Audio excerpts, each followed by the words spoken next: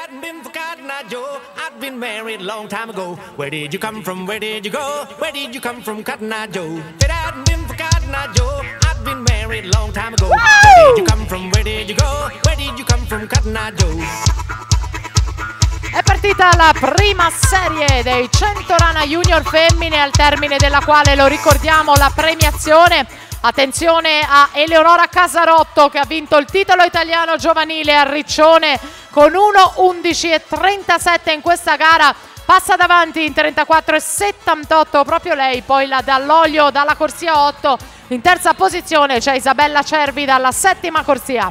Primato della manifestazione dell'atleta del centro nuoto Rosà Kelly Novello, 1:10:63, stabilito nell'edizione dello scorso anno.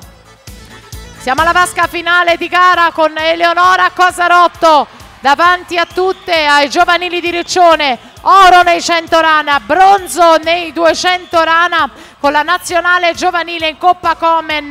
È arrivata in finale in questa specialità, 1:12:52, quanto basta alla vittoria davanti a Irene Toniolo, 1:14:72, e per il terzo posto c'è Isabella Cervi, 1:14:74. Dunque conferma il pronostico Eleonora Casarotto. Città Sport Vicenza.